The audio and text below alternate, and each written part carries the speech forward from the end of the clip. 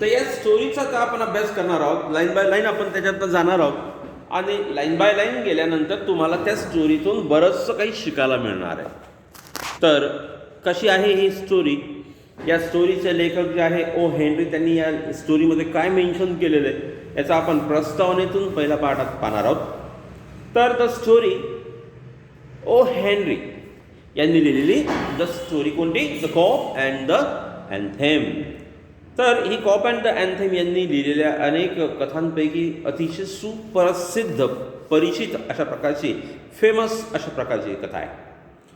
To describe his life, his style of writing, people have often used the term smile with tears, which implies his twisted ways of thoughts and ending in almost very story.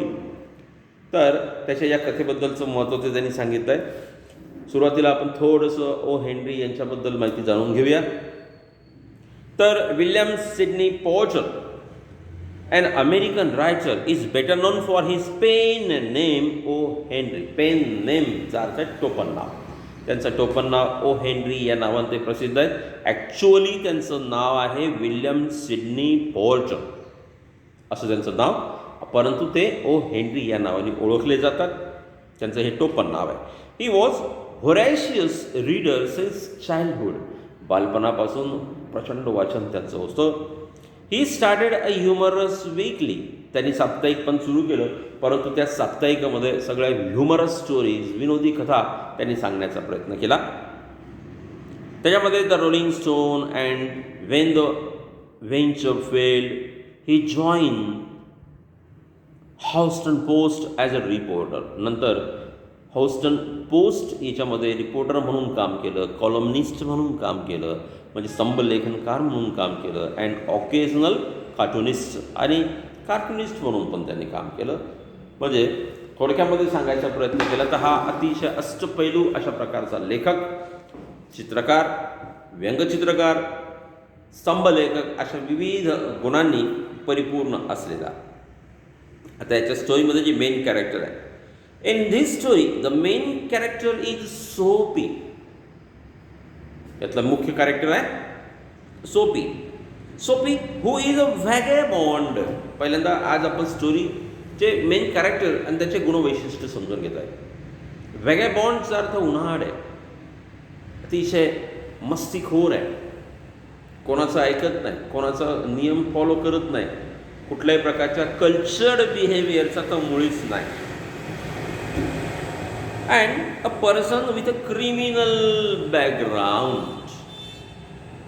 त्याचं पार्श्वभूमी जर विचार केली आयुष्याची तर criminal आहे. अनेक वेळा जेलमध्ये जाणारा हा सोपी त्याचं मुख्य कॅरेक्टर म्हणून याच्यामध्ये त्यांनी मेन्शन केलेलं आहे. He makes different plans to reenter the prison. तुरुंगामध्ये जाण्याचे पुन्हा तो अनेक प्रयत्न करतोय. काय कारण असेल? कोणी हौशीनं जातं का जेलमध्ये? पण याच्या मागे काहीतरी निश्चित असं कारण आहे, ते बघायचं आहे आपल्याला स्टोरीच्या माध्यमातून.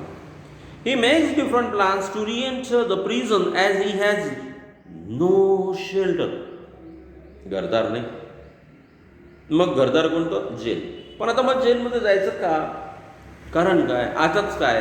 कारण वातावरण बदललं, विंटर सुरू झालं, थंडी हवा लागलेली आहे, बोचरी हवा सुरू झालेली आहे, आणि अंगावर पांघराला काय नाही, आडोशाला काय नाही, कुठं झोपावं, कुठे ही जागा नाही, पार्कमधला बेंच पण थंडी वाजायला लागलेली, म्हणून जेलमध्ये जायचं. किती विक्षिप्त विचार आहे की काही करायचं नाही पण जेलमध्ये जायचं. तिथे फुकटची सगळी व्यवस्था होते, खाना पिना सोना, मस्तपैकी ॲश तिथं होते, आराम तिथं होतो आणि सुख सगळी भोगली जातात. असा त्याचा कन्सेप्ट आहे. प्रत्येकाची सुखाची व्याख्या मित्रांनो वेगवेगळी असू शकते. उदाहरणार्थ एक मुंबईत घडलेला किस्सा. एक भिकारी त्या सिग्नलच्या जवळपास गाड्या थांबतात, तिथे भीक मागतो, आणि भीक मागताना एक माणूस त्या सिग्नलवरून नेहमीच त्याचे जाणं येणं असतं, तो त्याला थांबवतो. सिग्नल लागलेला असतो, रेड लाईट, त्याच्यामुळे गाडी बाजूला घेऊन तो म्हणतो, आज या माणसाला 2 शब्द आपण प्रेमाचे काहीतरी सांगूया. तो मोठा उद्योगपती असतो, त्याला वाटतं की भीक मागणं हे चांगलं नाही, त्याने काहीतरी केलं पाहिजे. मग काय केलं पाहिजे? तो सल्ला त्याला देणार आहे. गाडी बाजूला घेतली, त्या भिकाऱ्याला म्हटलं चल मी तुला 2 गोष्टी सांगतो. भिकारी म्हणतो यस चालेल. तो त्याला भिकाऱ्याला प्रश्न विचारतो, अरे काय जीवन जगतो तू? हां, फुटपाथवर झोपतो, मिळेल ते खातो, काही कामधंदा कर ना, भीक मागायचे काम पडणार ना, काम धंदा कर, उद्योगधंदा कर. त्या भिकाऱ्याने म्हटलं बरं पुढे. हा उद्योगपती त्याला सांगायला लागला की कामधंदा कर, 4 पैसे मिळव. तो म्हणे बरं पुढे.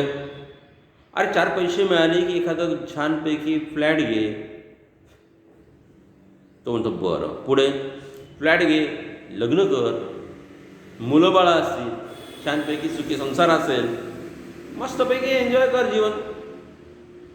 ते भिकाऱ्याने दिलेलं उत्तर ऐकून तो उद्योगपती चकित झाला. तो म्हणतो साहेब तुमचं शेवटचं वाक्य जरा रिपीट करा. त्या उद्योगपतीने त्याला म्हटलं होतं की अरे सुखानं जग, जीवन जग. त्या भिकाऱ्याने उत्तर दिलं की साहेब माझ्यासारखा सुखी माणूस तुम्ही पण नाही. त्याला आश्चर्य वाटलं की अरे माझ्यापेक्षा सुखी तुम्ही पण नाही. पण हो म्हणे कसा रे? म्हणे मला काम करायचं टेन्शन नाही. म्हणे बरं तुम्हाला सकाळी उठून तुमच्या उद्योगासाठी घरातून बाहेर पडावं लागतं, पेट्रोल 100 रुपये लिटर झालेलं आहे, तुम्हाला तो खर्च करावा लागतो. मला इकडे तिकडे जायचं नाही, इथे पोस्टच्या बाजूनं एक मस्तपैकी बेंच आहे त्याच्यावर मी झोपतो. सकाळी उठवायला तुम्हाला कोण येतं? तो म्हणजे उद्योगपती म्हणून तुम्हाला कोणीच नाही, माझा अलार्म उठवतो. तो म्हणतो रोज सकाळी उठवायला मला पोलीसवाला येतो.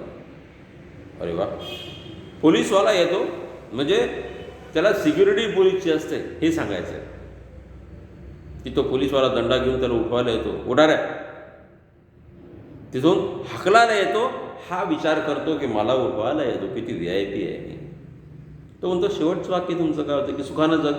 तो म्हणतो साहेब मला काय टेन्शन आहे, इथे मी सुखानंच जगतोय. मग सुखानं जगायसाठी जर एवढं सगळं करायचं असेल तर मी कशाला करू? प्रत्येकाची सुखाची व्याख्या वेगवेगळी आहे मित्रांनो. याची सोपीची सुखाची व्याख्या कशी आहे की मी जेलमध्ये जाईल आणि तिथे मस्तपैकी एन्जॉय करेल, वेगवेगळ्या प्रकारचं खायला मिळेल. सकाळी जेलमधलं दिनक्रम जर तुम्ही पाहिला ना, ऐकला ना, तर तुम्हाला आश्चर्य वाटेल. जे आपण सकाळी सकाळी नाश्ता आपल्याला मिळत नाही तो सकाळी नाश्ता त्यांना असतं. दूध असतं, अंडी असते, चहा, ब्रेड, बिस्किट सगळं काही असतं. जेवणामध्ये सगळ्या प्रकारचे व्हेजिटेबल्स, व्हेज, नॉनव्हेज सगळ्या प्रकारचं त्यांना खायला मिळत असतं आणि ते सोपीला आवडत असतं. आणि सोपी म्हणतो की माझं लाईफ ते खूप छान आहे, मी याच्या पलीकडे दुसरं काही करणार नाही. आणि म्हणून थंडी वाढलेली आहे आणि वाढलेल्या थंडीमध्ये कुठेतरी स्वतःला वाचवावं, सुरक्षित ठेवावं म्हणून जेलमध्ये जावं. पण जेलमध्ये जायचं म्हणजे गेटवर उभं राहायचं आणि मला आज्ञा घ्या असं नाही करता येत ना. त्याच्यासाठी गुन्हा करावा लागतो. गुन्ह्याची शिक्षा भोगण्यासाठी तुम्हाला जेलमध्ये जावं लागेल. पण त्याच्यासाठी सोपीने केलेले अनेक प्रयत्न हे अपयशी ठरलेले आहेत. काय आहे त्या स्टोरीमध्ये आपण थोडं आणखी पुढे जाणार आहोत. तर he makes different plans to enter the prison. एंटरचा अर्थ प्रवेश करणे, म्हणजे पुन्हा पुन्हा. एंटर द प्रिझनचा अर्थ तुरुंग. पॅसेजमध्ये, लेसनमध्ये अनेक प्रकारचे शब्द पर्यायी वापरलेले आहेत उपरोधिकपणे जेलसाठी. As he has no shelter to protect himself from the severe winter. काय झालेलं आहे की विंटर खूप सिव्हिअर आहे आणि त्या सिव्हिअर विंटरपासून वाचवण्यासाठी त्याला तिथे जायचं आहे. The story ends in an unexpected वे.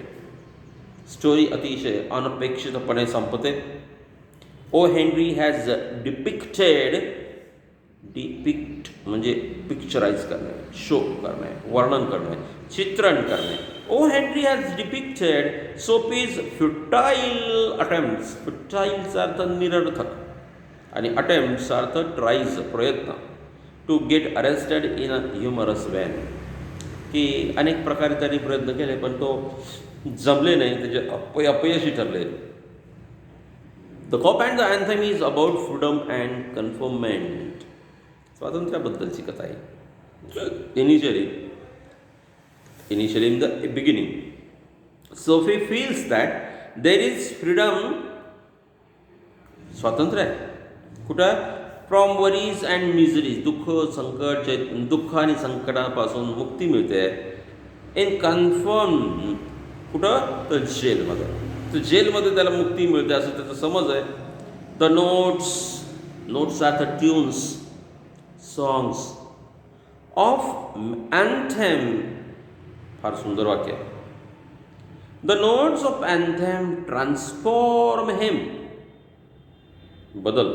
माणसाच्या आयुष्यामध्ये एक प्रसंग असा येतो की जो पूर्ण आयुष्य पलटून टाकतो. वाल्या कोळी हा दरोडेखोर होता, पण तो साहित्यिक बनला, तो लेखक बनला, तो साधू बनला, तो शुद्ध आणि पवित्र अंतःकरणाचा बनला. अंगुलीमान हा दरोडेखोर तथागत भगवान गौतम बुद्धाच्या स्पर्शाने पवित्र झाला, परिवर्तन झालं. तर परिवर्तनासाठी फार मोठा घटक काही कामाचा नसतो, छोटासा एखादा प्रसंगसुद्धा माणसाचे जीवन परिवर्तन करणारा असतो. याच्यावर त्या म्युझिकचा, त्या संगीताचा कसा प्रभाव पडला आणि त्याच्यात कसं परिवर्तन झालं आणि त्या स्टोरीला एकदम वेगळं ट्विस्ट, वळण कसं लागलं ते पाहतो आपण. The notes of anthem transform him from within, आतून बदल झाला, अंतःकरणापासून.